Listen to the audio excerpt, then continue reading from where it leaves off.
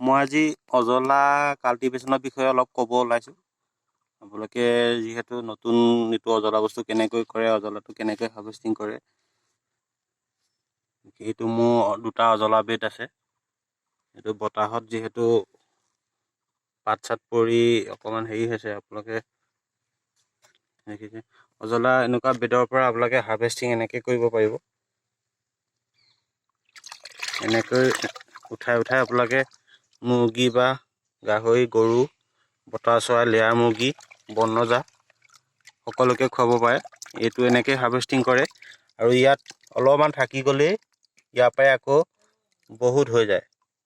এইখিনি অজলা এনেকুৱা পানী চেকনিৰ পৰা এনেকুৱা প্লাষ্টিকৰ খৰাহী বা চালনী লৈ এনেকৈ হাৰ্ভেষ্টিং কৰে।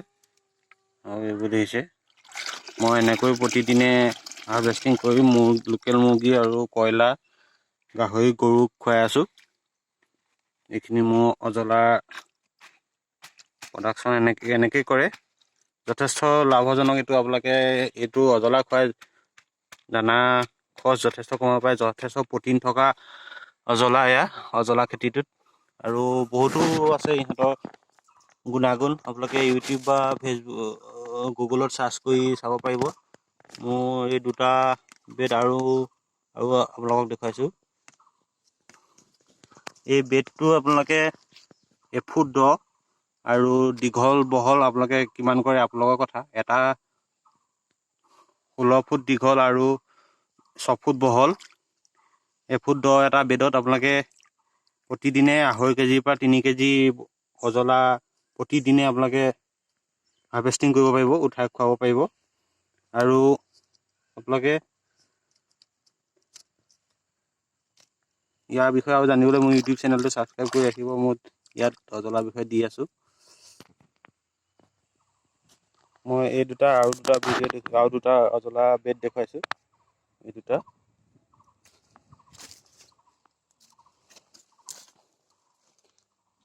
খুব ভাল ফলাফল পাব আপোনালোকে সেইটো কৰিলে। গাহৰি দানা হিচাপেও যথেষ্ট, গাহৰি কচু, কল খোৱাত, তুঁহগুৰি খোৱাতকৈ এই অজলা খোৱালে আপোনালোকে বেছি প্ৰফিটেবল পাব।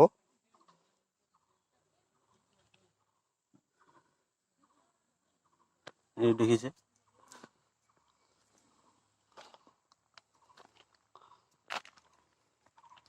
অজলা আপোনালোকে ৰ'দ পৰিবলৈ নিদিব। পুখুৰীত যিহেতু প্ৰডাকশ্যন বহুত কম হয়, পুখুৰী বা আপোনালোকে পকা টেংকি বা এনেকৈ বেড বনাই কৰিব পাৰে।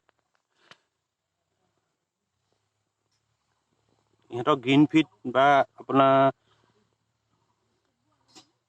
এনিমেল ফিড বুলিও কয়।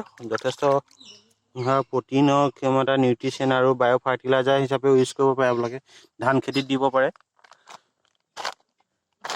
আৰু ইয়াত কি গোবৰ মাটি কেনেদৰে দিব লাগে মই এটা নেক্সট ভিডিঅ'ত জনাম।